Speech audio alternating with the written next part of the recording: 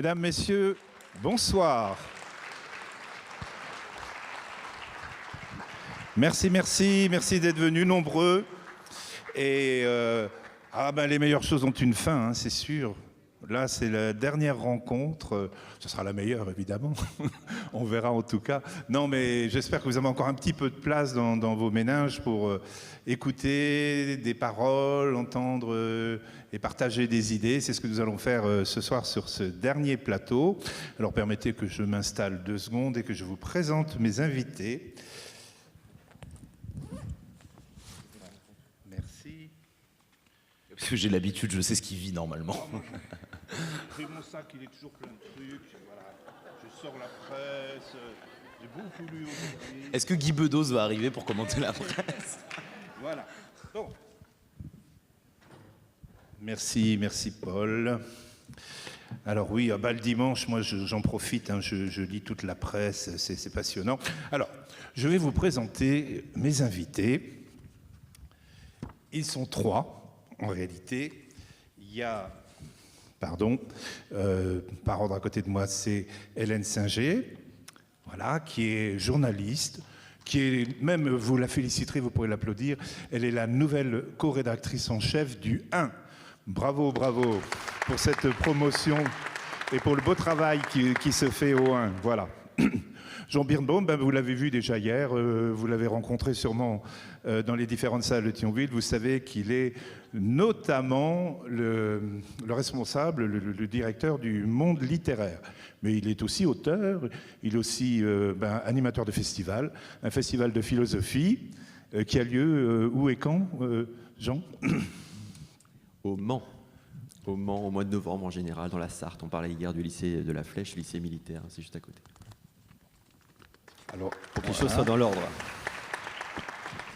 Et puis Anne Muxel, qui n'est sûrement pas une inconnue pour beaucoup d'entre vous. Vous êtes sociologue, Anne, et vous avez fait de nombreux travaux qui concernent justement bien le sujet qui est un peu le nôtre ce soir, hein, c'est les jeunes et la politique. Un regard qui a été fait sur, je crois, plus d'une vingtaine d'années déjà, hein, sur cette question notamment, mais qui est intéressant parce que ça nous permet d'avoir aussi une évaluation de ce qui change, parce qu'il y a une mutation là. On va parler peut-être de la génération boomer pour certains d'entre nous, mais on va jusqu'à la génération Z, qui est à côté de moi, la Gen Z. Et ce sont des personnes que vous connaissez peut-être aussi. Du coup, j'avais envie qu'on parle des jeunes et le progrès, mais qu'on parle aussi avec les jeunes. Donc Margot, qui est de cette fameuse Gen Z, et puis Paul, que bien sûr vous connaissez tous, puisque ça fait des années qu'il anime aussi des débats, qui participe à la belle aventure des mots et débats, et puis du festival Polythéa qui en est en fait la suite d'une certaine manière. Donc merci d'être avec nous.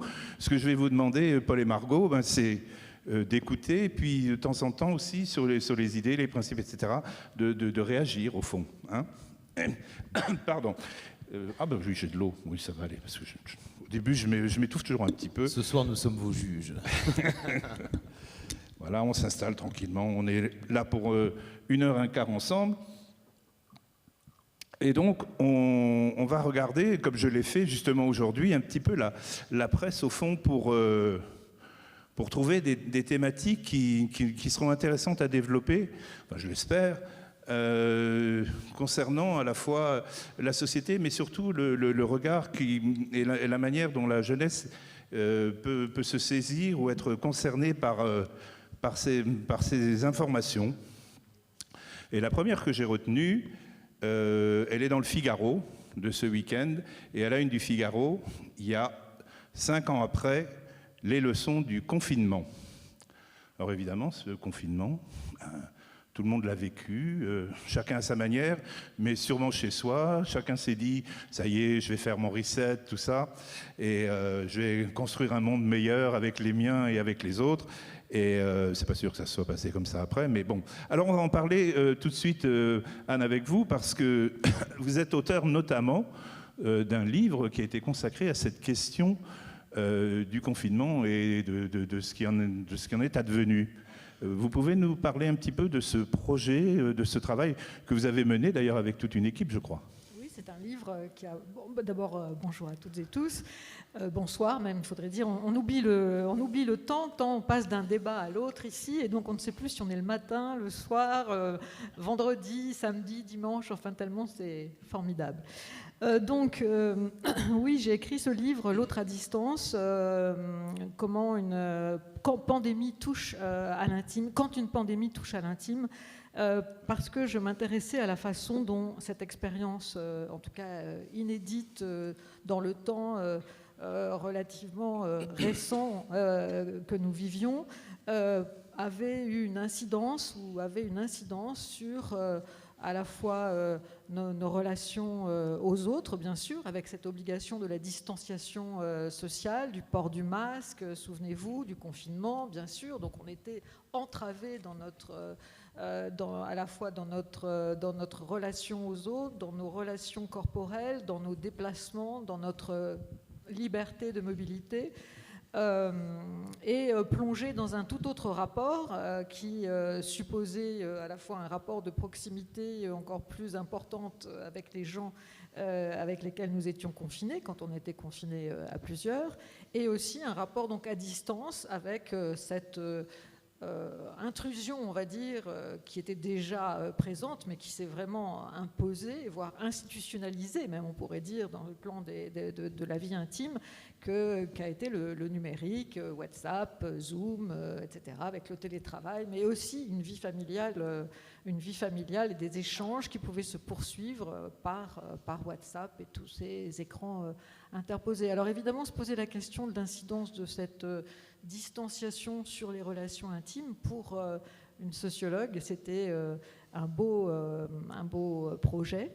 Et j'ai effectivement essayé de montrer dans ce livre la façon dont nos intimités étaient bousculées, dont elles ont dû réinventer des façons d'être, des façons de faire, des façons de parler aussi. Souvenez-vous, on s'entendait plus avec les masques, on ne voyait plus le visage des autres. On a toute cette expérience en soi. Et à cette expérience se rajoutait bien évidemment la peur du virus, la peur de la mort, la conscience finalement de notre vulnérabilité qui était rappelée. Et puis cette grande incertitude, puisque l'OMS lui-même avait déclaré que le monde ne serait plus jamais comme avant et qu'on ne savait pas où tout cela pouvait nous entraîner. Bon, maintenant on y voit 5 ans après quand même, on voit où ça nous a entraînés, mais ça peut à nouveau arriver.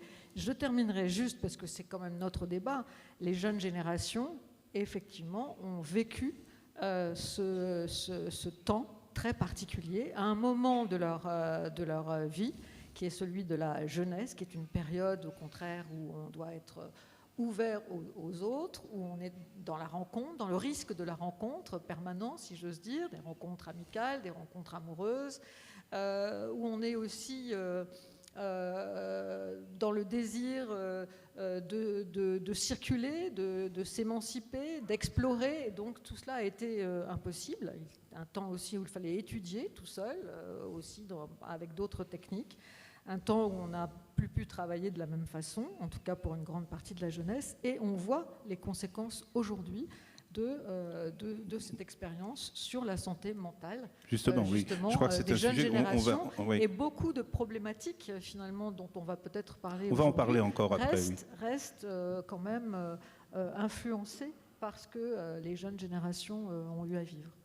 Merci Anne. Donc je me retourne tout de suite vers Margot et Paul.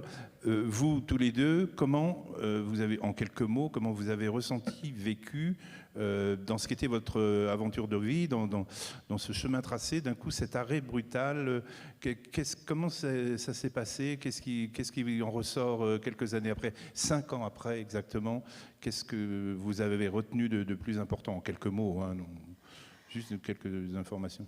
Alors moi, le premier confinement correspond à peu près à la fin de mon premier cycle d'études, donc ma fin de licence. Et d'un coup, en fait, on est privé effectivement de tout contact avec nos camarades, des contacts avec les professeurs. Et on a dû en fait redoubler d'agilité pour trouver un moyen pour pallier et en fait garder cet enseignement-là. Je me rappelle, au début, on avait des profs qui nous appelaient même par téléphone pour faire nos TP. Moi, j'étais en études d'allemand, donc c'était important de parler. Et ça correspond également à mes 21 ans. Donc, normalement, les premières sorties, les premières vacances entre amis, les concerts. Bon, ma voix en témoigne aujourd'hui que je me rattrape plutôt bien. Mais c'est vrai que ça a été un travail de... Qu'est-ce qui était le plus dur, en fait Moi, je me rappelle du retour, en fait. Par exemple, dans un amphithéâtre, et de comment on recrée du lien, par exemple, avec les gens, par exemple, à la fac. Parce que c'était plus naturel, par exemple, d'aller prendre un café à la cafétéria, de discuter avec la personne à côté de nous. D'un coup, on avait des sièges qui nous séparaient, on ne pouvait plus prendre des cafés. Et pour moi, ça a été plus compliqué. Mais j'ai eu la chance d'être dans un cadre ultra privilégié chez mes parents, qui ont une maison, un jardin. Et je pense que c'est important aussi de le... Donc la famille était un ciment quand même pour tenir face à tout cela. Totalement. Et les amitiés via forcément les groupes WhatsApp, là où je rejoins totalement Paul, ce que vous avez dit. Je rejoins ce que vient de dire Renaud à l'instant. Ils sont bien, hein, ils marchent bien ensemble. En fait, alors je suis assez d'accord sur le confinement. Au fond, j'en ai pas de très mauvais souvenirs. C'était assez étrange, mais je l'ai bien vécu dans un cadre privilégié. Pareil dans ma famille. Il faisait beau, notamment le premier confinement. Vous vous souvenez, quand on avait un espace extérieur. Enfin, je pense que ça a été pire pour plein de gens. Ce que j'ai très mal vécu, et je ne sais pas si Anne a d'ailleurs travaillé là-dessus, c'est le couvre-feu. Où là, pour le coup, il y avait une sorte de semi-liberté. Aller bosser, aller à la fac, en plus dans des conditions, c'était absolument absurde, on était tous éloignés, il y avait des groupes A, des groupes B, il fallait mettre le masque, etc. Et puis à 18h, puis 20h, puis parfois ça revenait à 18h, vous rentrez chez vous.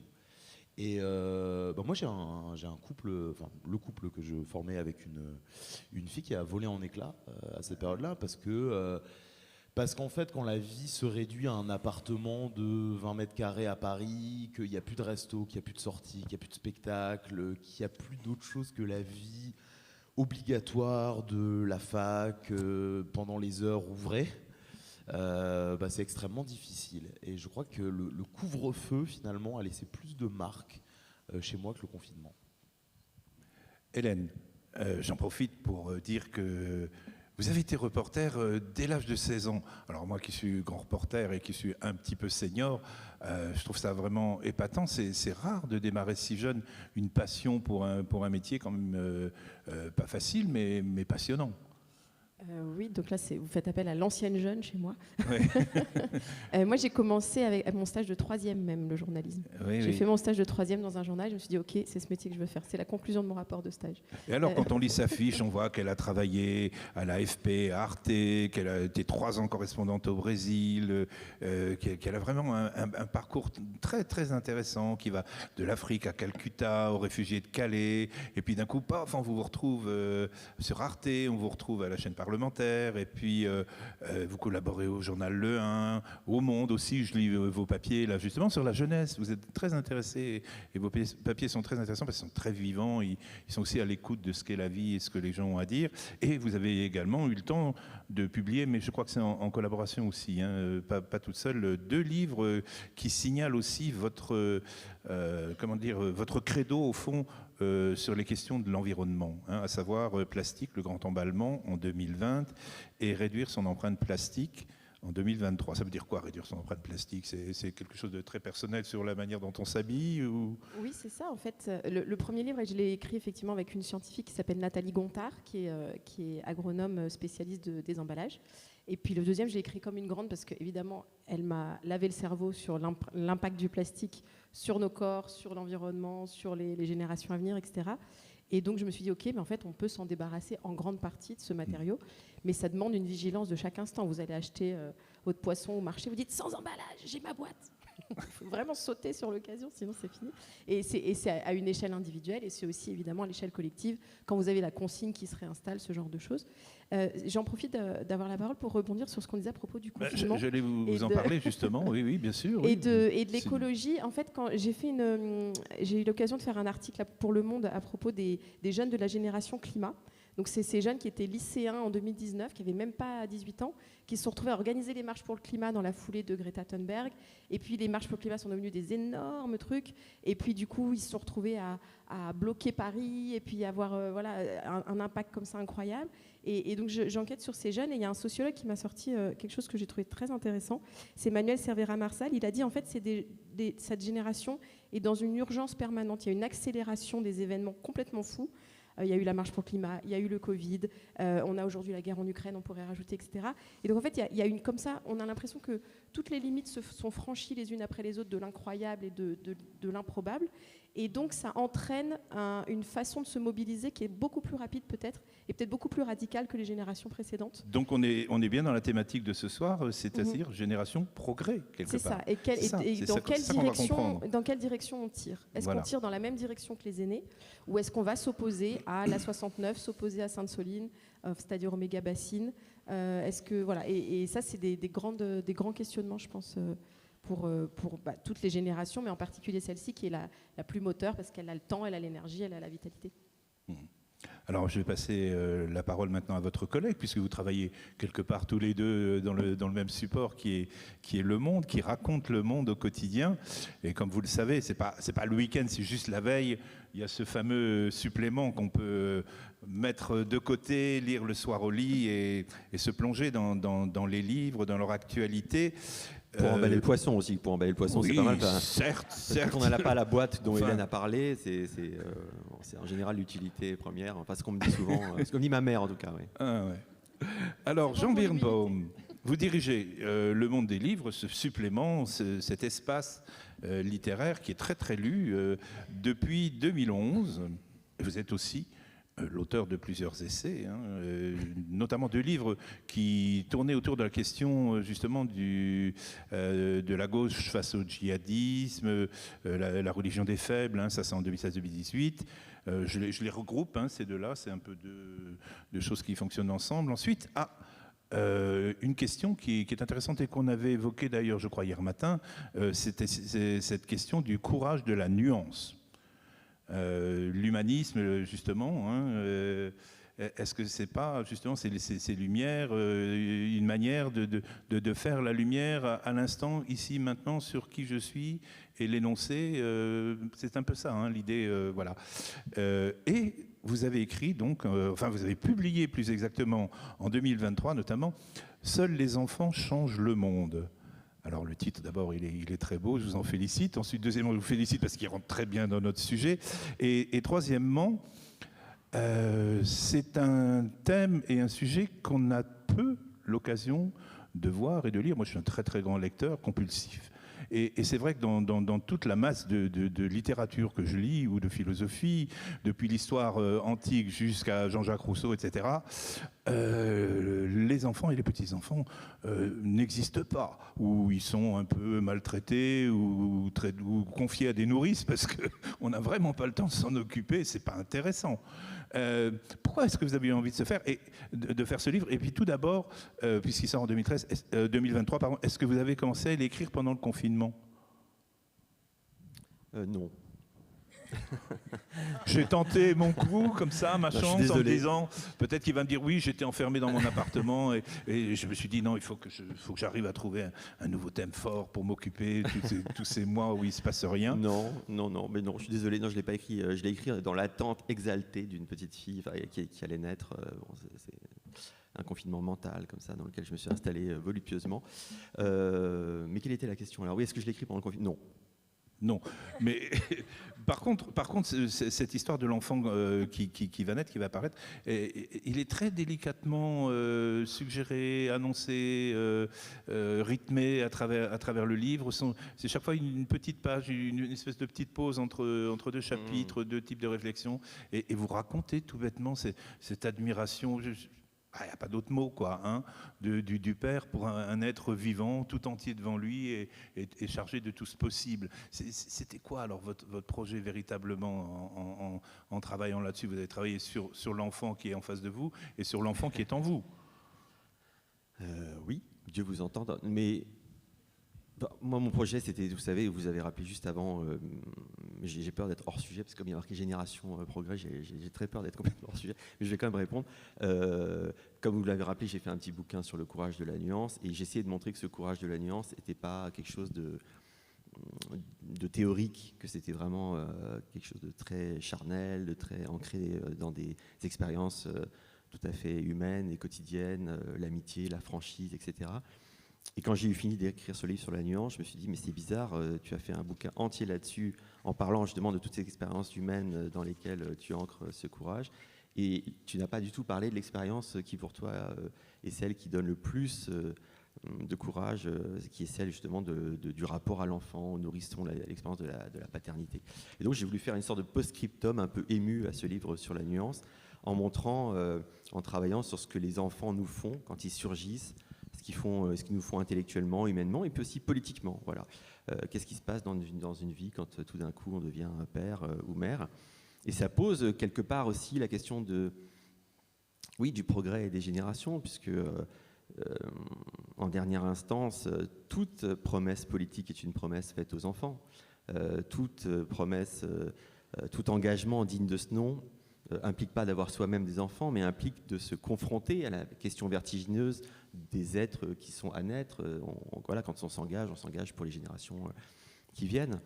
Et c'est vrai qu'une des choses qui me frappe aujourd'hui, on parlait du confinement, on parle d'écologie, c'est que il y a toute une génération qui a un rapport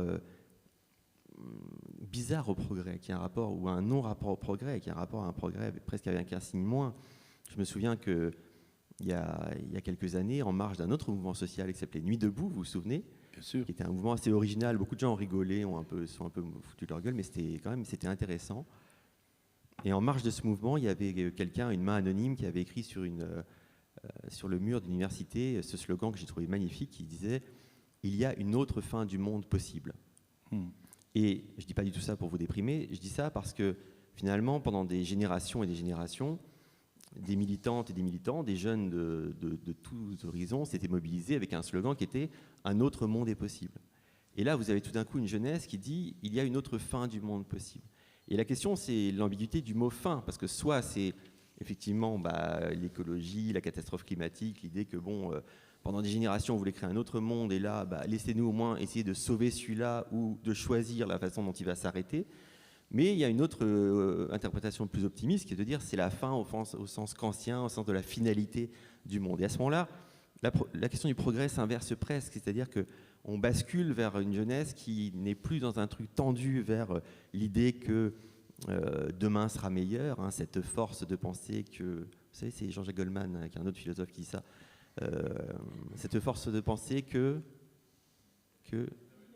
le meilleur reste à venir. Voilà, merci. J'essayais de voir si tout le monde... On a une salle réactive. Merci beaucoup.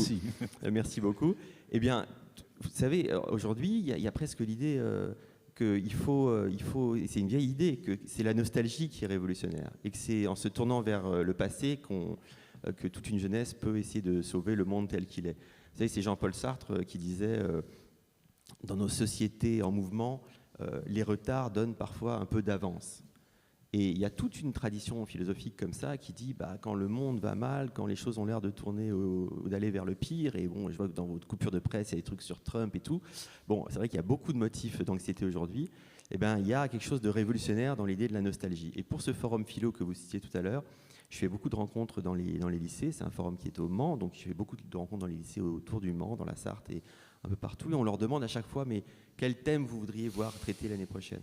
Et je me souviens d'un jeune homme dans un lycée du centre du Mans qui avait levé la main en disant « Moi, ce que j'aimerais, c'est poser cette question. Peut-on être nostalgique d'une époque que l'on n'a pas vécue ?» Voilà. Je pense qu'aujourd'hui, dans la jeunesse, le rapport au progrès, c'est-à-dire à l'idée de quelque chose de meilleur qui pourrait se pointer à l'horizon, il passe aussi par l'idée qu'il faut arriver à inverser le cours des choses et peut-être même à aller chercher dans le passé des ressources subversives et des forces révolutionnaires. Et d'ailleurs, c'est une grande tradition. Vous savez que Walter Benjamin, qui a été cité par Michel Rieux-Sarcey, Tout à fait, oui. avait cette grande métaphore quand il disait « l'ange de l'histoire a le visage tourné vers l'arrière ». Je pense que cette jeunesse-là, qui se lève en ce moment, elle a aussi un peu parfois le visage tourné vers l'arrière. Ça ne veut pas dire qu'elle est réactionnaire, ça veut dire qu'elle sent la force subversive de la nostalgie. Vous voulez réagir ?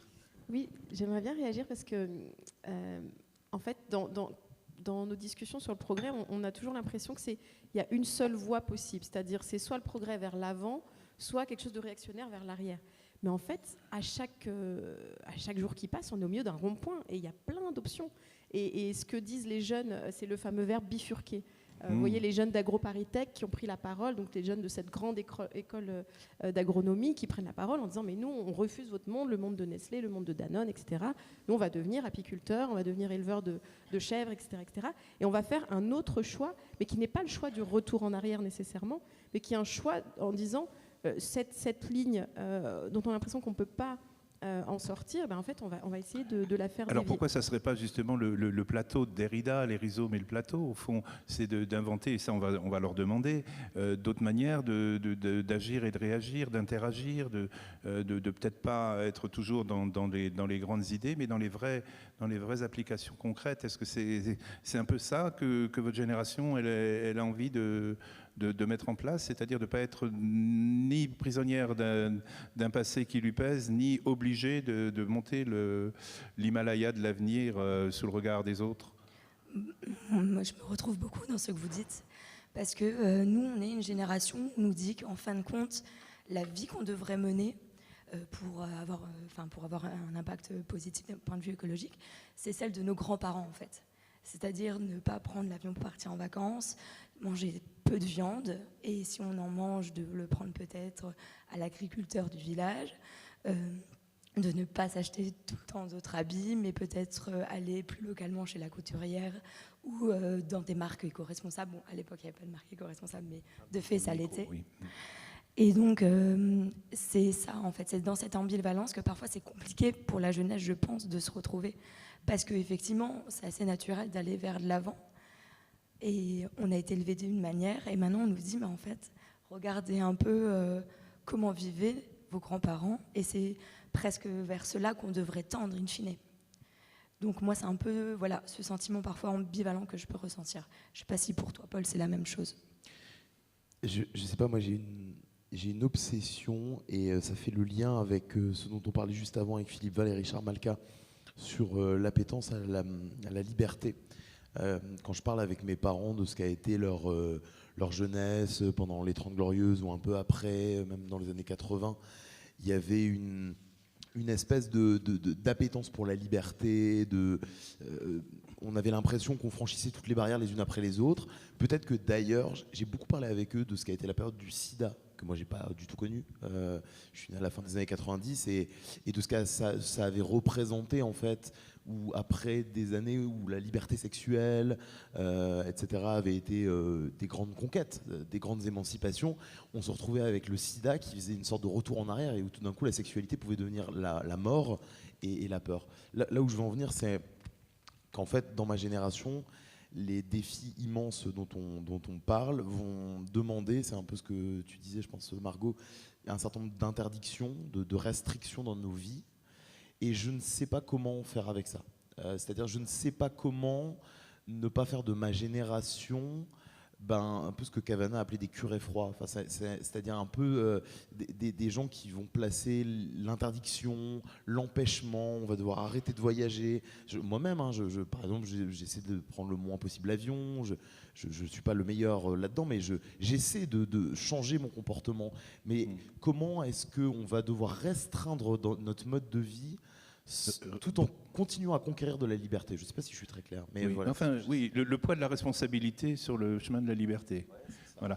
Anne. Oui, moi je réagis tout à fait à tout ce qui a été dit et que voyez ça clairement, je partage, vous, et qui rend bien compte, je crois, des problématiques qui se posent aux jeunes générations aujourd'hui et que l'on perçoit bien dans leur quand même un fort pessimisme, hein, quand même, par rapport à l'avenir. C'est-à-dire que c'est à la fois ils ont à la fois, je pense, des capacités de résilience, d'adaptation, parce que quand même, ils sont confrontés à des problématiques complexes, une incertitude assez générale, des désirs, en fait, aussi de liberté qui définit d'autres rapports au travail, une autre façon de se projeter dans la vie, la volonté de garder toujours un espace de sortie, hein, de ne pas s'engager sur des choses qui vous entraînent trop longtemps dans la même direction.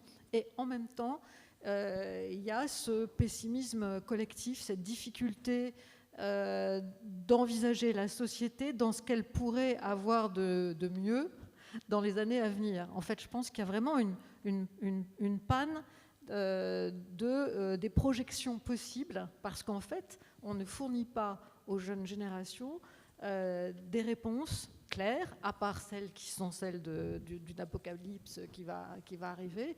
On ne leur donne pas finalement des moyens, des réponses qui leur permettent d'envisager ce que pourrait être cet avenir.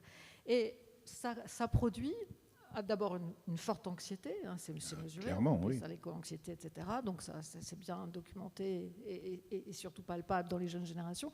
Mais ça a aussi des conséquences sur la vie intime. Par exemple, on voit aujourd'hui l'importance du nombre de jeunes qui ne veulent plus d'enfants.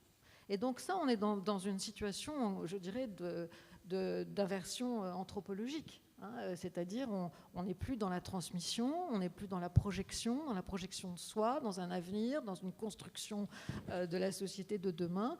On est dans quelque chose qui est une incertitude telle qu'on en vient à inhiber son projet même d'inscription dans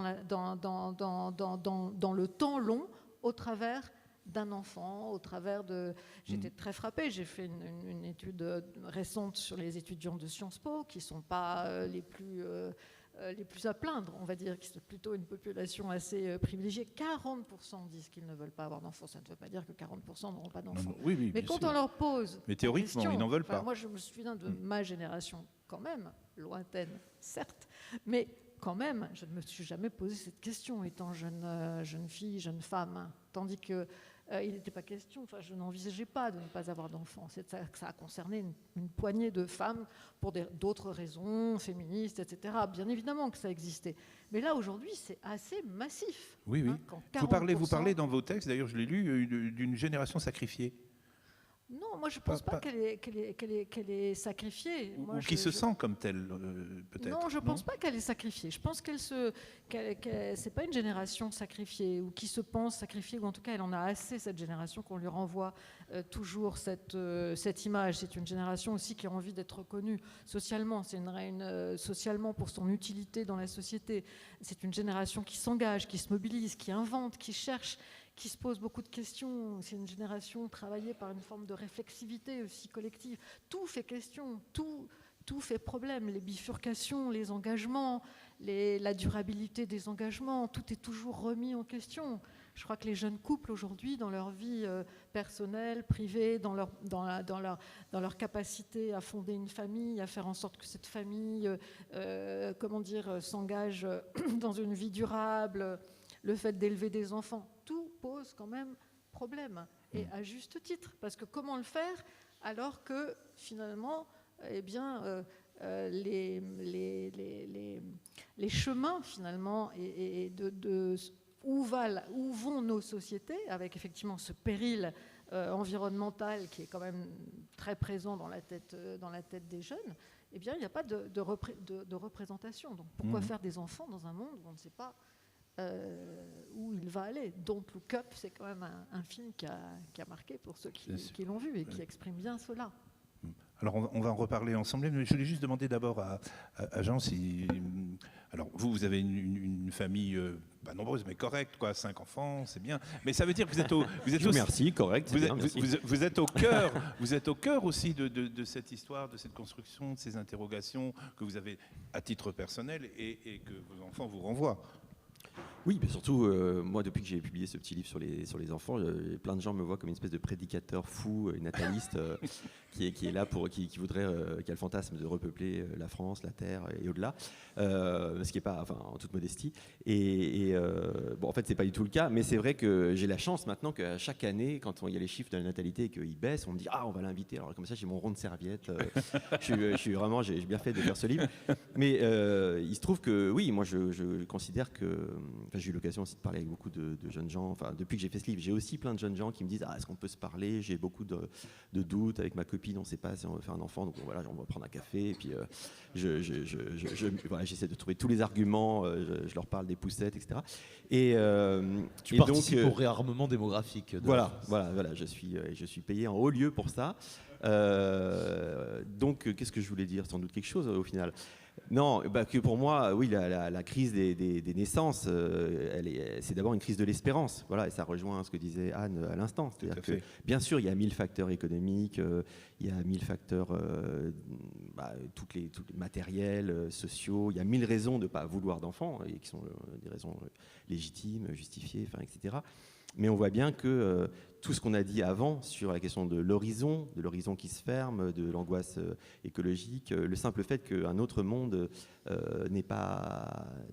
qu'un autre monde possible est une idée qui est devenue impossible. Je me souviens que dans François Furet, qui était un grand historien, vous vous souvenez de la Révolution française, il avait sorti un livre en 1995, donc c'est néolithique maintenant, qui s'appelait Le passé d'une illusion, sur l'espérance communiste. Il avait eu 3 lignes dans ce livre qui avaient mis en fureur absolument toute la gauche, tous mes amis et en partie moi-même, parce qu'il avait dit, voilà, désormais, plus personne n'avance, ne serait-ce qu'une idée nouvelle, quant à la question d'un nouveau monde, d'un autre monde possible. Et il a eu cette phrase, je me souviens, texto, nous voilà condamnés condamnés à vivre dans le monde où nous vivons. Nous voilà condamnés à vivre dans le monde où nous vivons. Et ça, c'était une petite révolution à l'époque. Ça avait fait péter les plombs de tout le monde en disant mais ce salaud est un réac, un conservateur, un fasciste, tout le tralala. Mais en fait, il disait quelque chose qui s'est installé. C'est-à-dire qu'ensuite, il y a eu le mouvement altermondialiste, qui était important, qui s'est un peu éclipsé. Puis ensuite, il y a eu le 11 septembre et puis tout un tas de choses jusqu'à maintenant.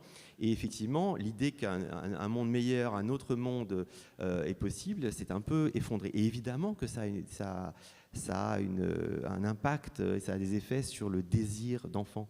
Parce qu'un enfant, dès que vous avez un enfant, en tant que tel, déjà lui-même, il vous propulse dans un espace totalement inédit où toutes les espérances sont permises et puis où tous les doutes aussi sont là. Mais pour avoir envie d'un enfant, il faut aussi que vous inscriviez ce projet dans quelque chose de symbolique. Il ne faut pas que ça soit juste parce que c'est le moment, parce qu'il y a une pression sociale, parce que Emmanuel Macron vous dit qu'il faut réarmer, comme Paul l'a bien rappelé, etc. Non, il faut que vous-même vous inscriviez cette naissance dans un bain symbolique, c'est dans quelque chose qui vient de plus loin que vous et dont vous espérez que ça ira au-delà. Ça peut être une espérance spirituelle, une espérance syndicale, une espérance politique, enfin plein de choses comme ça. Si en fait la question de l'au-delà du monde présent, que ce soit spirituel ou politique, s'effondre, mais bien sûr que le désir de cet au-delà qui s'incarne dans un nourrisson et dans un bébé s'effondre aussi. Donc on est dans cette question voilà, et en prendre conscience, ça serait déjà un progrès. Ça, effectivement, l'urgence, c'est de retrouver le sens du symbolique et de retrouver le sens d'un certain au-delà. Il y a un rappeur que Paul et Margot connaissent sans doute très bien, enfin, même si maintenant c'est déjà vieux, c'était Lunatic, donc l'ancien groupe de Booba, donc déjà c'est un peu, je suis un peu le Finkielkraut du rap, vous voyez. C'est-à-dire, je rappelle des trucs qui est vraiment très loin, mais il disait heureusement il y a l'au-delà pour nous maintenir. Heureusement, il y a l'au-delà pour nous maintenir. Il nous faut un petit au-delà, que ce soit social, politique, syndical, écologique, mais il nous faut un petit au-delà, y compris pour désirer avoir des enfants. Et le progrès, c'est quand même cette question aussi de l'au-delà du monde présent. J'ai juste Francis, je peux poser une question à Jean? Mais bien entendu. C'était un peu l'objet, c'est que vous réagissiez. À quel point tu penses qu'il y a aussi peut-être un narcissisme de notre génération? Parce que faire un enfant, c'est quand même créer, j'ai l'impression que j'ai pas d'enfant, mais c'est créer quelqu'un qui est tout d'un coup plus important que soi, dont la vie est plus importante que la nôtre. Est-ce que cette difficulté à faire des enfants, c'est pas le signe d'une forme de narcissisme de notre génération? Moi qui suis un peu un spécialiste du narcissisme, je devrais pouvoir te répondre. Mais non, je crois pas. Je crois pas du tout. Non, moi, toutes les. Enfin, d'abord, j'en sais rien. Mais par ailleurs, toutes les conversations que j'ai, elles sont. J'ai souvent en face de moi des jeunes dont je vois qu'ils sont pas du tout. J'ai pas du tout l'impression qu'ils soient narcissiques. J'ai pas l'impression qu'ils sont surtout très fragiles et très angoissés par l'avenir et des questions que Hélène connaît beaucoup mieux que moi. Mais non, moi j'ai pas l'impression. C'est important cette question du narcissisme parce que souvent un argument c'est de dire oui quand on veut faire un enfant.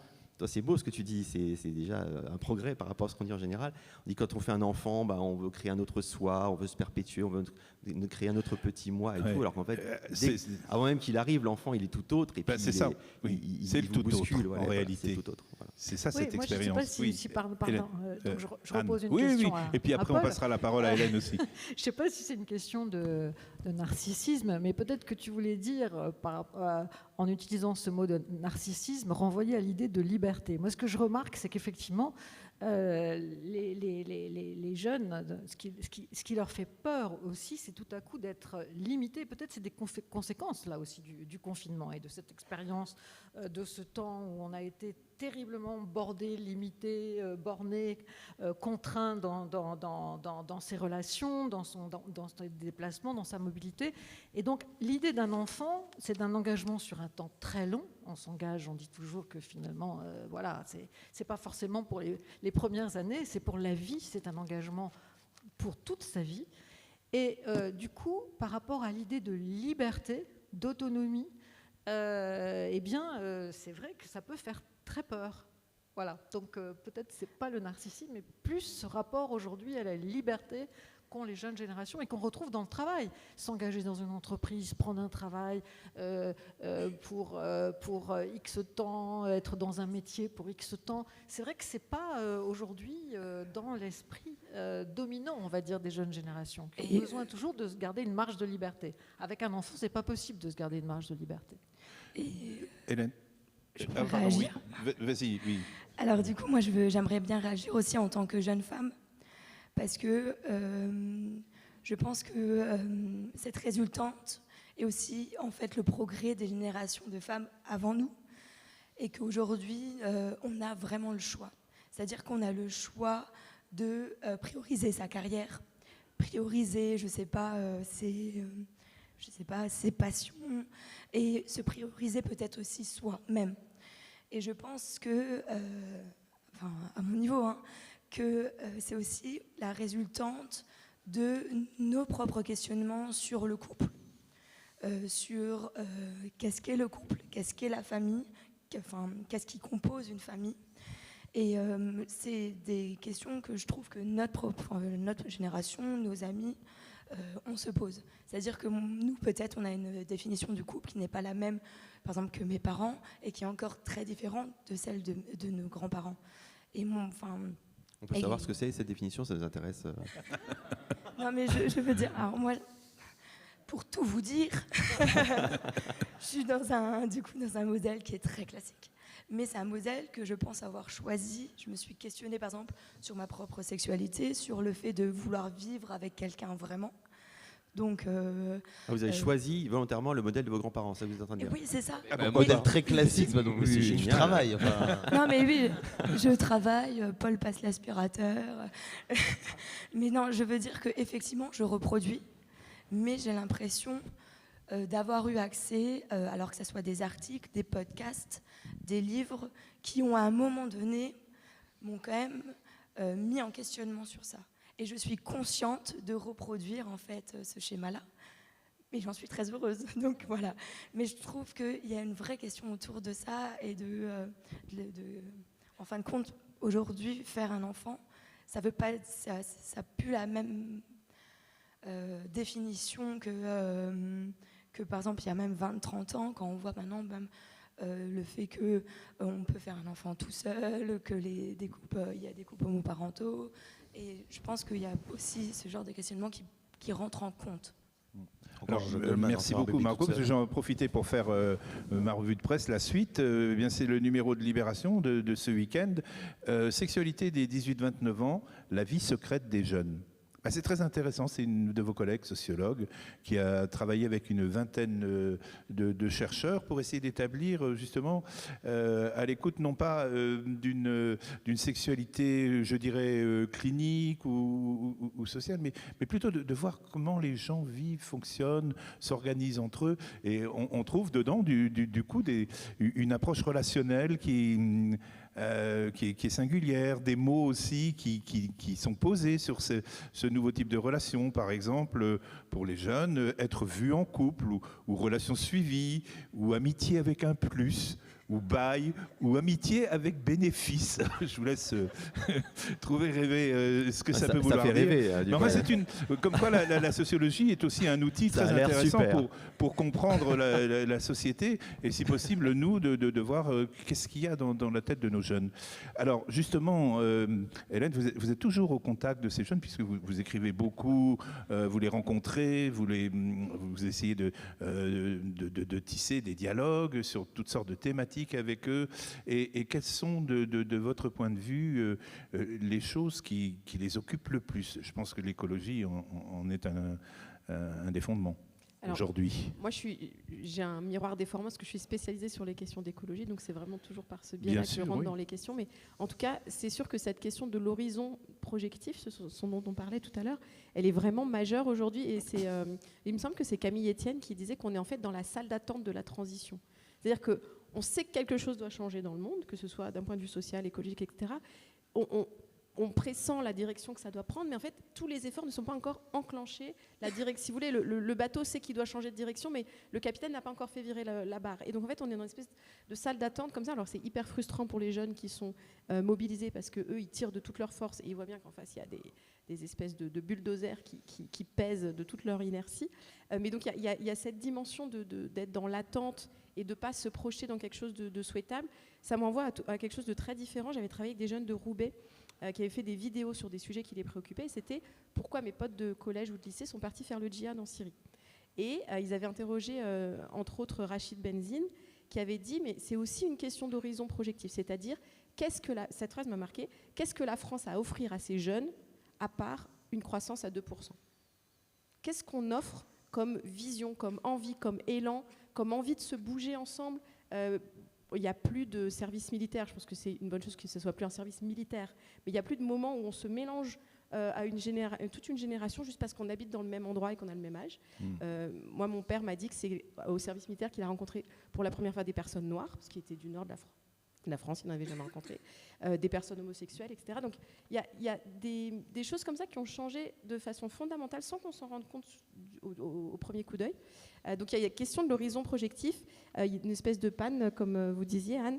Et du coup, on a fait un numéro à propos du progrès, ce qui s'appelait « Le progrès a-t-il encore de l'avenir ?» avec le 1.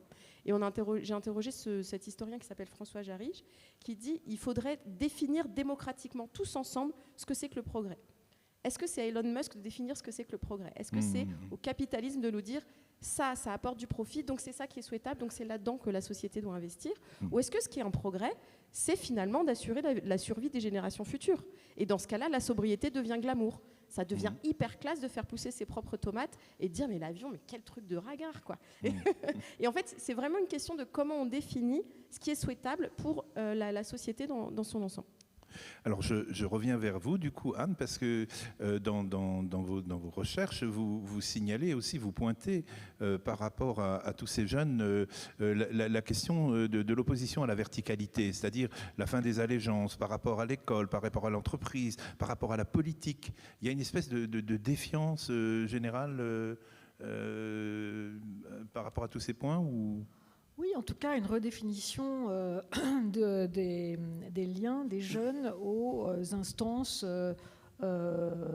autoritaires, on va dire. Et la recherche, effectivement, d'autres types de relations. On a souvent dit, on a opposé la verticalité à l'horizontalité, mais de relations plus horizontales, plus inclusives, où eux-mêmes sont aussi respectés davantage dans leurs différences. Donc l'individualisation qui marque quand même beaucoup notre postmodernité, on va dire, eh bien cette individualisation, elle est vraiment mise en pratique finalement par les jeunes qui aujourd'hui envisagent bon nombre de leurs activités sociales, mais aussi personnelles, mais aussi intimes, dans une plus grande liberté individuelle, dans ce choix dont vous avez parlé.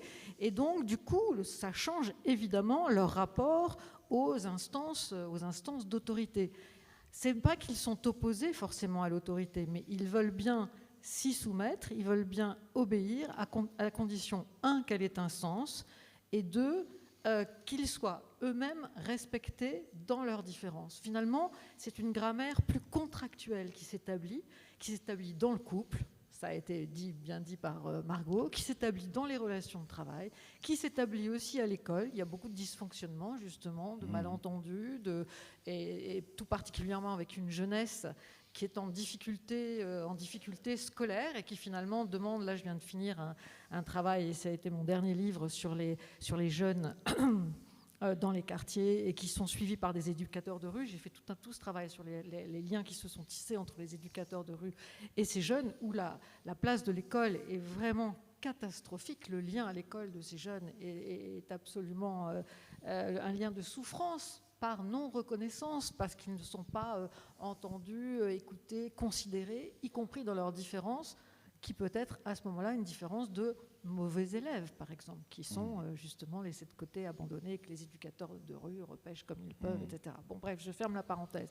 Mais ce que je voulais dire, c'est qu'à toutes les institutions, et ça se pose par exemple pour les armées, puisqu'on voit qu'il y a une disponibilité des jeunes à s'engager dans les armées. Absolument, on va peut-être en parler, mais ou l'engagement militant des jeunes dans des associations, dans des partis, à chaque fois, c'est la même chose. C'est-à-dire que les jeunes peuvent s'engager à condition, accepter donc un contrat, accepter une autorité quand c'est nécessaire, mais à condition que celle-ci ait du sens et à condition qu'ils se sentent respectés pour ce qu'ils sont.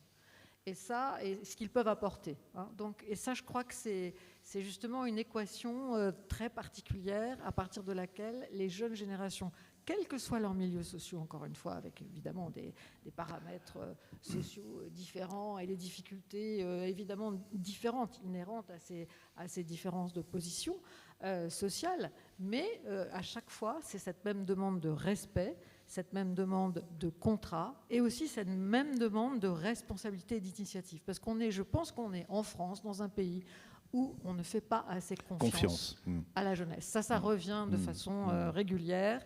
Et effectivement, je crois que cette demande de reconnaissance permettrait aussi aux jeunes d'avoir davantage, de retrouver plus de confiance. Paul, sur cette réflexion-là, sur la confiance et l'absence de confiance.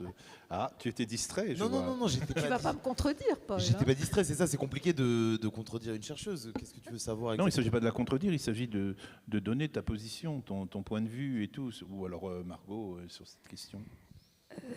Moi, je me retrouve vraiment dans ce que vous dites, que ce soit dans les choix de carrière ou dans les choix, effectivement, des associations qu'on peut rejoindre. Je pense qu'on est une génération où le vecteur de la valeur est très très important et qu'effectivement il y a un besoin de reconnaissance, de retour et de légitimité qu'on cherche dans les yeux de notre manager, des membres d'une association. Par exemple, nous, on appartient à 2 associations, donc Démo et Débat et le Comptoir de Thionville. Et je pense qu'on est épanoui, qu'on s'investit beaucoup parce qu'on nous donne confiance et on nous permet de faire des choses assez exceptionnelles, comme par exemple être assis ici ce soir. Et c'est de là en fait que naît l'engagement et que en fait naît après par la suite le progrès. Et je pense que c'est effectivement très vrai dans le monde du travail. Il y a eu beaucoup d'articles faits autour de notamment la Gen Z, sur le fait que c'est une génération qui cherche beaucoup la valeur, l'impact, et qui fait des choix d'entreprise par rapport à ces critères-là. Et c'était peut-être moins le cas il y a des années. Non, moi, Paul ce qui m'a fait réagir, c'est la fin de ce que tu disais, Anne, sur la responsabilité qu'on donne aux jeunes, la place qu'on leur donne. Après, qu'est-ce qu'on prend, nous? Enfin, où sont les jeunes qui s'engagent en politique? Où sont les syndicats lycéens qui, à l'époque, dans un lycée à côté de chez nous, à Famec, il y avait 5 partis politiques, 4 syndicats lycéens, des journaux, etc. Moi, j'étais dans un lycée de centre-ville, il n'y avait pas un seul journal, il n'y avait pas une seule personne encartée dans un parti, il n'y avait pas un seul syndicat lycéen. Alors, il y a quand même ce côté, est-ce qu'on donne aux jeunes de la responsabilité, etc. Mais est-ce qu'on s'en empare aussi? Est-ce qu'on ne s'est pas aussi un peu dépolitisé? Tu vois ce que je... Jean? Peut-être que tout le monde est parti en Syrie, hein, c'est possible. Non, parce que c'est vrai que tout à l'heure, non, je blague, mais Hélène parlait tout à l'heure du djihadisme et de la croissance à 2%. C'est vrai que ce n'est pas un horizon incroyablement enthousiasmant. Mais il n'empêche que c'est un vrai symptôme du point de vue de ce qu'est la jeunesse et de ce qu'on propose à la jeunesse et de ce qu'on considère comme étant le progrès, puisque vous savez, moi j'ai hérité d'une culture politique de gauche où on a toujours pensé que où il y avait la mémoire de la guerre d'Espagne par exemple, ou de la guerre d'Algérie, et l'idée que il n'y a rien de plus beau en politique que de s'engager pour une cause à l'autre bout du monde, pour aller de partir à l'autre bout du monde pour défendre la cause qui est censée être la cause la plus juste, la plus urgente, etc. du moment. Pour moi, c'est l'idée de l'internationalisme, ce qu'on appelait l'internationalisme. Et le fait, donc c'était ce qu'il y avait de plus beau, et ça a circulé à gauche jusqu'à aujourd'hui encore pour beaucoup de monde. Mais l'idée que, en ce moment, aujourd'hui, au XXIe siècle, la seule cause pour laquelle des milliers de jeunes européens sont prêts à aller mourir à l'autre bout du monde, ça soit la cause djihadiste, parce que c'est le réel, c'est comme ça, bah, ça devrait nous faire réfléchir. Et ça devrait d'ailleurs nous faire réfléchir à ce qu'on considère, à ce qu'est le progrès. Parce que finalement, le progressisme, ça a toujours été à la fois une notion du temps, voilà, l'humanité marche vers quelque chose de meilleur, mais aussi une sorte d'occidentalocentrisme. Il était évident que cette aventure d'une marche vers le meilleur était notre aventure. Il était évident que tout le monde le monde entier désirait vivre comme nous, danser comme nous, lire comme nous, s'habiller comme nous, etc. Pour Karl Marx, pour tous les penseurs occidentaux, pour les penseurs du socialisme, voilà, l'Europe est à l'avant-garde de l'humanité et le monde entier désire vivre un jour ce que l'Europe vit, et ça sera le socialisme. Et à chaque fois que les colonies ou des gens, des dominés à l'autre bout du monde, ou dans les colonies par exemple, se révoltaient contre l'Occident, c'était toujours forcément au nom des valeurs de l'Occident. On retournait les valeurs de l'Occident, le socialisme, la démocratie, la liberté, contre l'Occident oppresseur. Le djihadisme, c'est une vraie rupture. Pour la première fois, vous avez des gens qui veulent détruire l'Occident, mais qui disent pas du tout nous, ce qui nous fait triper, c'est vos valeurs. Qui disent, nous, on n'en a rien à foutre de vos valeurs, on veut les détruire, votre calendrier, votre agenda, votre manière de vous habiller, de danser, de lire, etc. On veut détruire tout ça. Votre rapport au temps aussi, on veut le détruire. Ça n'est pas du tout le nôtre. Et donc, c'est intéressant parce que ce discours-là, qui donc en finit avec un certain narcissisme européen et occidental sur ce qu'est le progrès, vous savez, il y a une formule géniale de Jean-Paul Sartre qui dit « Le progrès, ce long chemin ardu qui mène jusqu'à moi ». Voilà. On parlait de narcissisme tout à l'heure, ben c'est génial. Effectivement, le progressisme est largement un narcissisme occidental, et un des avantages du djihadisme, il faut quand même dire que ça a des bons côtés à un moment donné, c'est de remettre l'Occident à sa place et de dire à la jeunesse d'Occident, à la jeunesse européenne aussi, posez-vous la question à quoi vous tenez, puisque vous savez maintenant que le monde entier ne désire plus du tout votre mode de vie. Vos valeurs, oui.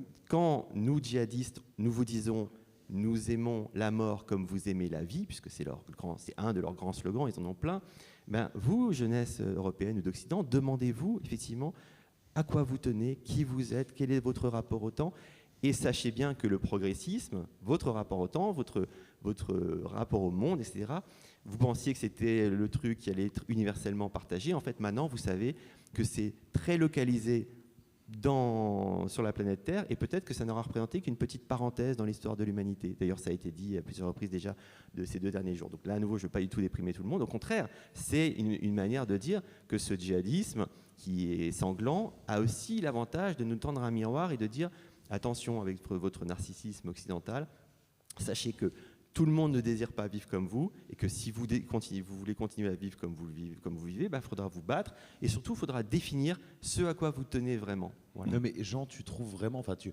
parles de rupture, mais il y a une forme de continuité. Est-ce que tu trouves que les djihadistes qui partent aujourd'hui de France pour aller en Syrie sont si différents des mecs qui, dans les années 60, partaient faire la guérilla à Cuba contre l'Occident et qui étaient prêts à mourir pour une forme de transcendance, alors qui étaient sans Dieu à l'époque de la guérilla, qui est avec Dieu au moment du djihad, mais au fond c'est une absence de transcendance en fait qui fait que tu te projettes là. Je rejoins ce que tu dis. Alors je ne vais pas monopoliser la parole, mais la question est passionnante. Oui, c'est très très différent pour une raison simple, c'est qu'à nouveau, les gens... Alors en fait, ils étaient très peu nombreux. Hein. J'ai regardé, en fait, c'était très très peu nombreux. Mais enfin, les militants politiques qui sont partis, par exemple en Amérique latine, comme d'autres étaient partis en Algérie ou en Espagne avant, etc., ceux qui sont partis à ce moment-là, ils se réclamaient souvent de valeurs de gauche, de valeurs non pas anti-occidentales, mais anti-impérialistes, et donc d'un univers totalement occidental, de valeurs marxistes, etc. Un truc très européen. Toute leur langue était commune. Ils parlaient la même langue que ceux qui combattaient, en fait. Tout ça, c'est un univers complètement... C'est une guerre civile occidentale. C'est une guerre Cohérente. civile. Alors que les djihadistes ont une langue, un univers, un rapport au temps qui n'a rien à voir. Et d'ailleurs, les gens qui partaient en Amérique latine ne disaient pas « nous aimons la mort comme vous aimez la vie ». Ils ne souhaitaient pas mourir. Ils ne pensaient pas qu'il y avait 72 vierges qui les attendaient, etc. Pas du tout. Donc en fait, c'est très différent pour ça. C'est-à-dire que on voulait créer un autre monde. Ce monde-là, il fallait l'améliorer. Les djihadistes disent qu'il faut en finir avec ce monde pour faire advenir autre chose, qui est une espérance eschatologique et apocalyptique radicale. C'est un autre monde, on bascule dans une autre... Comme dans Bioman, vous savez, cette série... Anne, oui, parce que vous avez beaucoup creusé cette question, justement, des jeunes et du politique. La question peut-être du djihadisme, enfin, je rajouterais juste la question on retrouve la quête de sens, la quête de valeur, le retour de la croyance, finalement, par rapport à une société occidentale en panne, justement, d'idéaux, au fond. C'est aussi parce que ce progressisme n'est plus porté, finalement, par les politiques d'aujourd'hui.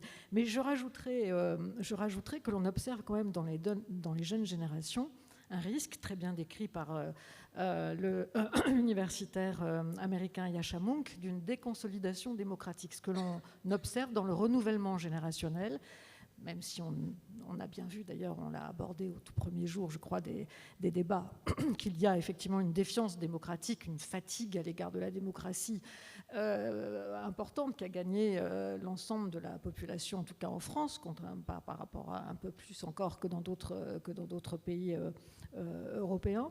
Mais chez les jeunes, c'est plus prononcé. C'est-à-dire qu'on voit cette confiance démocratique faiblir, cette défiance à l'égard des institutions, de la représentation politique, des institutions politiques faiblir, des partis politiques faiblir aussi, et cette ouverture une tentative d'aller vers les extrêmes, peut-être, à d'autres alternatives. Alors bien évidemment, les populismes nationalo-centrés, d'extrême droite, autoritaires, s'engouffrent là-dedans, mais aussi d'autres modèles, alors dans des sociétés, civilisations autres, plus lointaines, qui n'ont rien à voir avec l'Occident, en franche rupture même avec l'Occident. Et donc on voit dans ces jeunes générations s'ouvrir aussi des possibles, des alternatives pour d'autres régimes politiques. Et ça pose question à nos démocraties. Hélène ? Oui, alors moi je suis pas tellement sur le terrain politique, mais je pense qu'on parle beaucoup de fin de ce monde, on parle beaucoup de fin du monde, et en fait ce que disent les écolos, notamment Pablo Servigne, etc., c'est que en fait ce qui se dessine, c'est la fin de ce monde-ci tel qu'il fonctionne, tel qu'il a fonctionné depuis les 30 Glorieuses, en gros cet imaginaire aussi du progrès dans lequel on baigne tous, qui est devenu une espèce d'inconscient obligatoire, une injonction. Si vous ne maîtrisez pas les outils numériques, vous êtes taxé d'électronisme. C'est quand même, enfin voilà, si on n'est pas dans le progrès technique, je précise progrès technique, on est exclu. Alors qu'en fait, il y a déjà un autre monde qui existe, mais il est sous les radars. Je parlais tout à l'heure des jeunes qui bifurquent. En fait, les jeunes depuis les années 70 bifurquent. Donc, les descendants du Larzac et compagnie. En fait, il y a déjà tout un tas de modèles alternatifs qui se dessinent, qui se mettent en place, des tiers-lieux, des fermes communautaires, des habitats collectifs, des façons de gérer des objets en commun, etc. Mais en fait, ça donne toujours l'impression d'être des petites exceptions, des petites choses marginales, alors que en fait, c'est un tissu différent qui est beaucoup plus discret, mais qui existe déjà. Et juste pour revenir à la question de comment on se projette intimement dans le futur, etc., ce dont parlent beaucoup les jeunes qui sont angoissés par les questions d'environnement, donc qui subissent l'éco-anxiété, c'est cette question de la dissonance cognitive. C'est-à-dire, je sais que je devrais vivre d'une certaine manière parce que j'ai des informations, j'ai des convictions, et pourtant, ma vie, mon besoin de rembourser mon prêt étudiant, etc., me pousse dans une autre direction. Et donc, en fait, il y a une espèce de grand écart comme ça. Et je me suis retrouvée à discuter avec des jeunes qui ont fait des études brillantes, qui sont dans cette association qui s'appelle Pour un réveil écologique, et qui disent moi, je vais faire du woofing et je vais peut-être m'orienter vers l'agriculture. Donc le woofing, c'est le fait d'aller dans des fermes bénévolement pour apprendre le métier. Et donc, il y a ce grand écart qui s'installe entre ce qu'on sait et ce qu'on fait. Et le fait de rallier ces deux dimensions, ça procure de la sérénité. Enfin, c'est ce que décrivent toutes ces personnes-là. Mais ça implique deux choses. La première, c'est de ne pas rester seul pour sortir de l'anxiété. Et ça implique de passer à l'action. Et souvent à l'action concrète, pas à des choses nébuleuses, théoriques, genre sauver les ours de la banquise, mais plutôt sauver chez soi, à son un niveau, tiers-lieu autour de soi, ou quelque chose de local. Et là, vous donnez tout à fait l'exemple à travers votre pratique sur ce territoire. Et c'est ce dont on vous remercie d'ailleurs tous, parce que vous mettez en place un système où on peut effectivement se dire que y a un élan, la jeunesse est là au rendez-vous, les idées sont là sur les plateaux, et il se passe des choses, et ça c'est une réponse très politique pour le coup.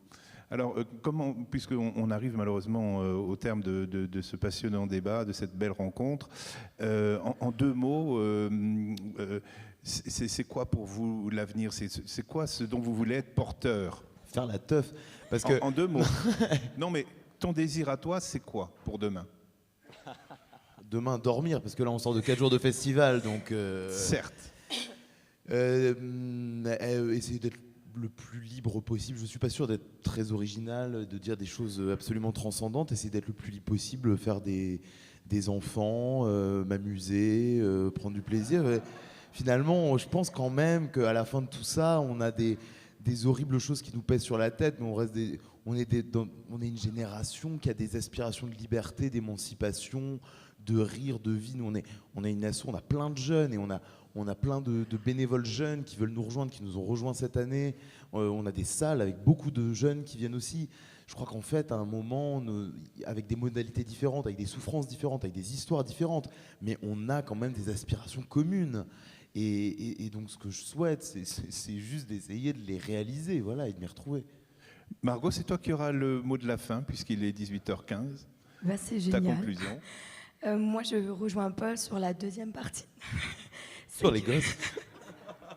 C'est que justement, je pense que des initiatives comme Politeia, c'est là où je me rejoins plus, en fait, dans mon envie de progrès.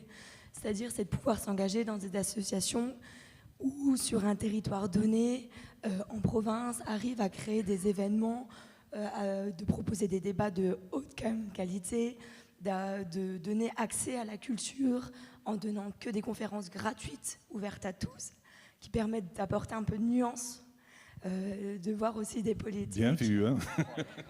Et de voir, Ils sont pleins d'avenir, ces jeunes. Hein. Du coup, de voir des personnalités, de rencontrer de challenger ses idées.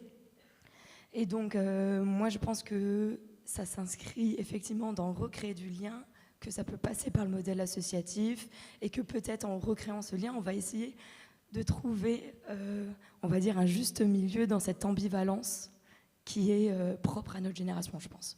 Moi, j'ai 2 mini-questions encore pour eux, vraiment mini-mini. La première, c'est que vous avez opiné du chef quand Hélène a dit qu'il y avait une discordance entre les actes et la théorie sur les trucs d'écologie. Est-ce que vous avez une boîte pour le poisson ou pas? Quand vous allez acheter du poisson, vous avez une boîte? On prend toujours le papier du Monde. Ah, très bien. Eh bien, ce sera le mot de la fin. Bonne Bravo. Réponse. Non, Alors, j'ai une dernière question. Et alors, la deuxième, c'est... vous êtes un couple, en fait, parce qu'on ne savait pas. Est-ce que tout le monde savait ici que c'était un couple? Parce que faut être clair, quand même, il faut être transparent. Il y a une époque de transparence. Oui, on a une époque de transparence. Vous êtes en couple. Et donc, à un moment donné, Paul a dit tout à l'heure que son couple avait été brisé par le confinement. On l'a dit, hein, il y a eu... Oui, tout à fait. Donc, est-ce que Margot était au courant qu'il avait quelqu'un avant? Enfin, je voulais savoir parce que... Ça y est, il fiche le boxon. Non, mais c'est quand même ça, le progrès, quoi. Il faut... Bien. Fait sur la place publique. Bien, bah écoutez, À bientôt. ce sera le mot de la fin. Simplement, je voudrais vous citer Jean Cocteau qui disait « La jeunesse sait ce qu'elle ne veut pas avant de savoir ce qu'elle veut ». Je crois que ça sera une bonne conclusion. Merci Anne, merci Jean, merci Hélène, merci Margot, merci Paul, merci à toutes et à tous. Eh bien, c'est ainsi que s'achève cette édition, la deuxième édition, la brillante édition de Politeia. Je pense que vous avez été comblés. Les débats ont été très très nourrissants, très variés. Ils ont été parfois un peu vifs aussi, mais c'est bien. Ça aussi, c'est le signal du débat. Et je voudrais juste, avant qu'on se quitte, bien sûr, on va se réunir tous, toutes les équipes sur le plateau, avoir une pensée. Je ne sais pas si vous étiez là il y a 2 ans, mais on avait rendu un hommage à un journaliste qui était emprisonné dans le désert sahélien, notre collègue Dubois, et on se disait oh, quand même, il faudrait qu'on y pense tous très fort pour qu'il soit libéré. Et magie, le lendemain, il était libre. Et ça marquera beaucoup dans mon esprit cette édition première de Politeia. Alors ce soir, je voudrais qu'on ait une pensée très très forte. Je vais chercher quand même mes lunettes. Voilà, ce sera plus simple. Pour l'écrivain Boilel Sansal. Parce que c'est à lui qu'est dédiée cette édition. Et il est vraiment dans une mauvaise passe. Il est au fond du trou. Et il est au fond du trou, pourquoi? Parce qu'il dit ce qu'il a à dire avec les mots qui sont les siens, avec l'histoire qui est la sienne. C'est un homme de liberté qui est enchaîné, qui est prisonnier parce qu'il dérange. Au fond, chapeau. Et je vais vous donner une toute petite citation que j'ai extraite d'un de ses romans et je trouve qu'elle résume bien ce qu'il est en train de vivre en ce moment et ce que nous ne devons pas accepter. Le moral d'un homme est comme de la fumée. Un rien l'emporte d'un côté, de l'autre et au bout du compte, il s'étiole et se perd dans la folie. Je ne voudrais pas que Boilem Sansal se perde dans la folie. Merci à toutes, merci à tous. Et voilà, pendant que j'ai parlé, le décor s'est démonté et nous allons accueillir notre magnifique fanfare qui va rentrer peut-être des 2 côtés de la salle. Voilà, je vous demande de les applaudir bien fort et on termine toujours en musique à Thionville.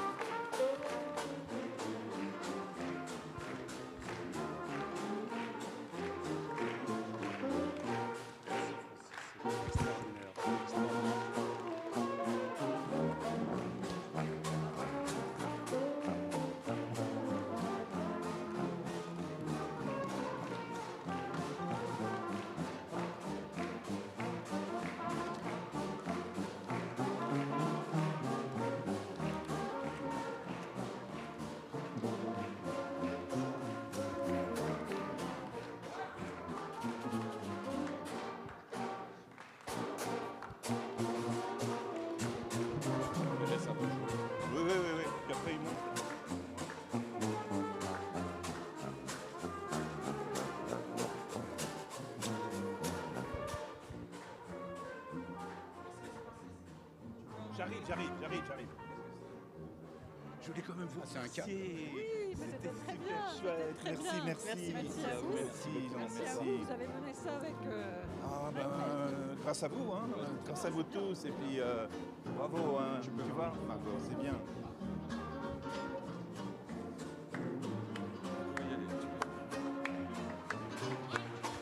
J'ai appelé les bénévoles, le comité d'organisation. Oui.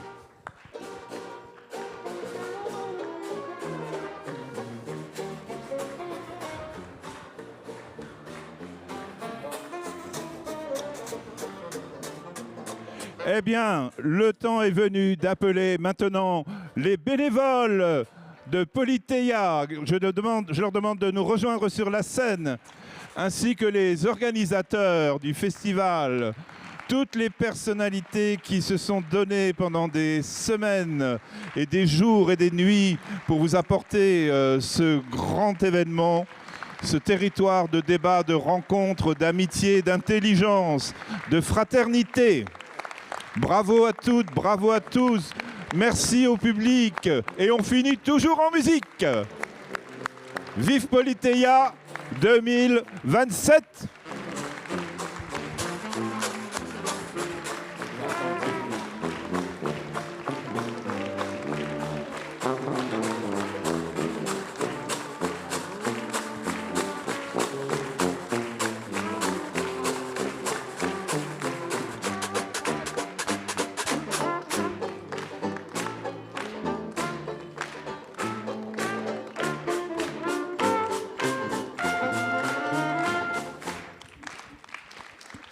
Bon, Pascal, je commence. OK. Merci à toutes et tous, parce que on peut passer du temps à construire un festival. Si on n'a pas les spectateurs, ça ne sert à rien. Donc je remercie d'abord l'ensemble des spectateurs et l'ensemble des gens qui sont déplacés pour écouter des débats remarquables, mais ils l'étaient déjà il y a 2 ans, et ils le seront certainement dans 2 ans aussi. Je crois que il y a 2 éléments qui m'ont marqué pendant ce festival. Le premier élément, c'est que tout le monde a pu, au cours de toutes les conférences, trouver un moment qui a marqué personnellement chacun d'entre nous. Je le disais, c'est extrêmement important. Il y a un moment où, sur toutes les conférences, enfin sur certaines conférences, ceci est très variable bien sûr pour l'ensemble des gens qui sont venus, mais il y a un moment où on s'est dit, à ce qu'il a dit, à ce qu'elle a dit, je comprends, je suis entièrement d'accord, et il y a quelque chose qui s'est éclairé. Et ce petit flash lumineux, je crois qu'il est d'extrême importance, parce que c'est là qu'on évolue, que notre démarche citoyenne évolue, avec un débat ouvert à tous, certes, avec des conférenciers remarquables, engagés politiquement, d'un côté comme de l'autre, mais on a pu voir finalement que pratiquement sur 99,9% des débats, il y avait d'abord beaucoup de respect vis-à-vis des uns et des autres, et puis quelque chose qui est très très important aussi, c'est cette possibilité de pouvoir s'entendre. On s'est aperçu au bout d'un certain moment que, même s'il y avait des différences, c'est sûr, entre la gauche et la droite, il y a des différences, parce que sinon la droite et la gauche n'existeraient pas, mais je crois que sur des gens qui respectent la démocratie, eh bien, il y avait des moyens de s'entendre, et c'est tout à fait quelque chose d'optimiste pour la suite des événements. C'est le premier point. Et le deuxième, bien entendu, mais ça a été évoqué tout au long de cette manifestation, c'est que la culture est un élément fondamental et que c'est au travers de la culture, effectivement, qu'on vit et qu'on vit bien. Donc on a la chance, dans nos démocraties occidentales, de pouvoir profiter de cette culture. C'est un atout remarquable et j'espère que cette situation pourra se poursuivre, c'est ça. Il y a énormément de choses qui sont en train de se passer dans le monde, qui nous font frissonner, qu'on soit de droite ou qu'on soit de gauche, et je crois qu'il faut préserver ce libre arbitre qui est vraiment une des caractéristiques majeures de notre Occident. Je voudrais terminer en disant, et je pensais aux otages, je crois que Boualem Sansal, on est tous sensibles à Boualem Sansal, mais on est tous sensibles à tous les otages qui sont actuellement sur cette planète, parce que c'est quelque chose d'absolument impensable de kidnapper des gens, quels qu'ils soient, quelle que soit la raison, qu'elle soit politique ou qu'elle soit humaine. Donc moi, j'ai une pensée, bien sûr pour Boualem Sansal, mais j'ai une pensée pour tous les otages qui sont sur cette terre. Voilà ce que je voulais vous dire. Et puis remercier, bien entendu... Je vais passer à la... Ah oui, alors... Moi, j'ai beaucoup. Non, je voudrais terminer tout de même parce que j'ai écouté Philippe Val tout à l'heure et c'était un propos liminaire que j'avais dans mon introduction au moment de l'inauguration. C'est la notion du hasard que vous évoquez souvent et je voulais le dire. Je pense très sincèrement que ce progrès est aussi simplement un phénomène de hasard. Voilà, il n'y a pas une marge de l'histoire. Je pense que c'est un hasard et que nous avons entre les mains non seulement la possibilité de pouvoir continuer et d'améliorer nos sociétés, quelles qu'elles soient, mais nous avons aussi, et c'est pour ça que je pense que c'est un hasard et que ce n'est pas une marge de l'histoire, parce qu'il est impensable que la marge de l'histoire puisse entraîner la destruction d'une civilisation. Or, ce progrès est porteur en lui des germes de la destruction si nous n'arrivons pas à le maîtriser. Et je crois qu'il faut qu'on en soit tous extrêmement conscients. Merci à tous. Je vais passer à la session des remerciements. Il n'y a pas de festival sans générique de fin. Merci à Pierre Cuny, le maire de Thionville. Merci à Jackie Elfgott, l'adjoint à la culture. Merci à l'ensemble des services de la ville, avec un remerciement particulier aux forces de sécurité qui ont été extrêmement utiles pendant ce festival. Merci à l'ensemble des directrices et directeurs des lieux de festival, aux équipes techniques de la ville, à l'équipe de Démo Débat. Non, c'est moi qui vais le dire, parce que vous avez remercié les gens de la ville. Moi, je vais remercier l'équipe Démo et Débat. C'est à moi de le dire. Voilà, merci. Merci à toute l'équipe Démo et Débat. Les équipes de bénévoles. Je remercie Elisabeth Parachini qui a géré toutes ces équipes. Je remercie les 82 intervenants et les 14 modérateurs de ces 4 jours de festival. Je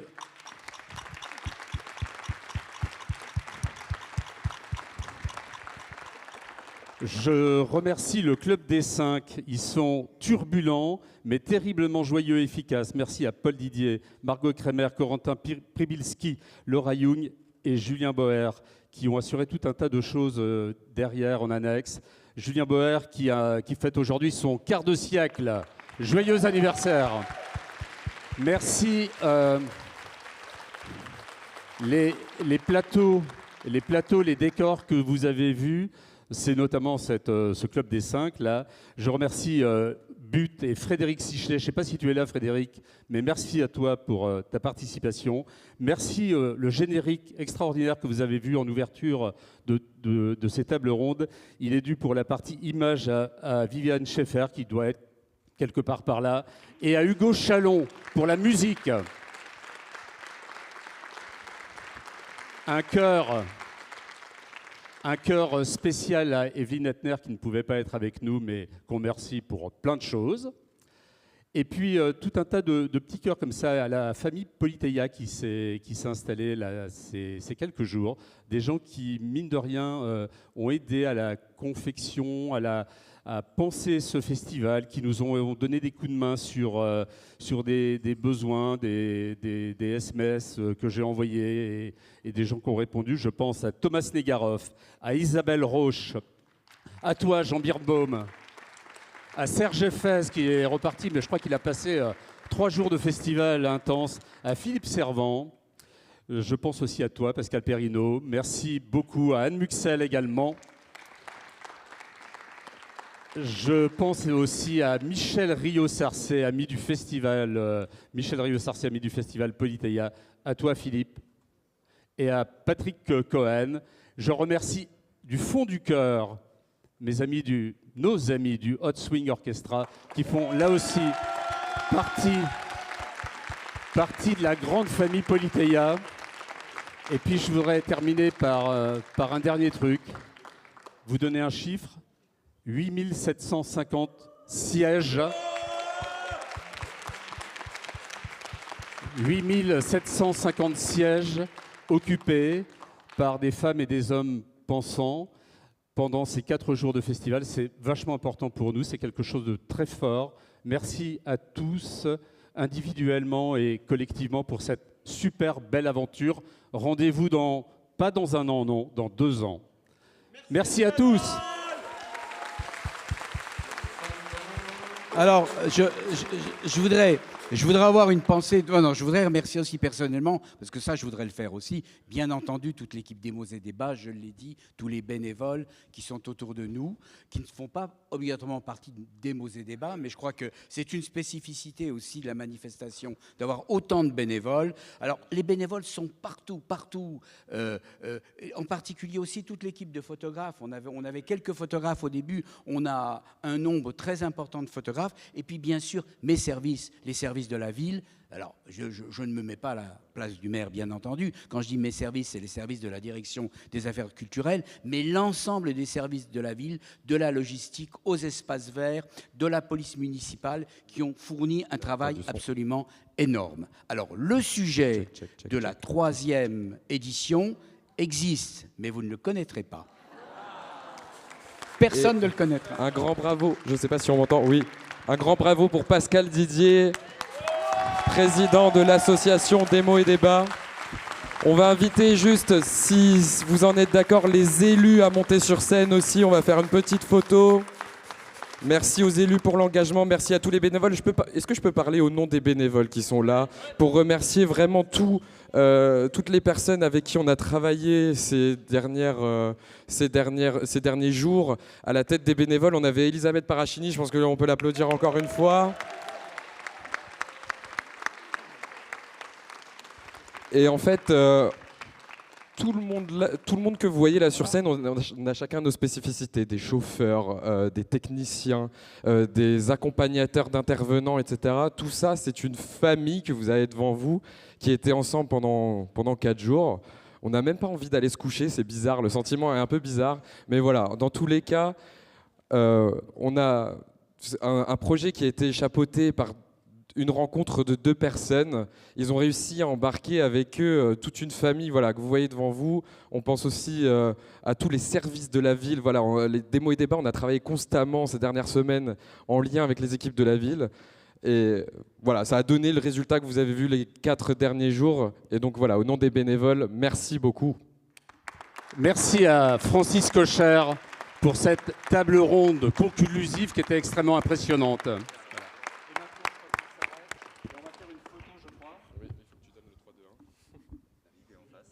Attendre le sifflet de mon photographe, c'est bon ? 3, 2, 1, 0.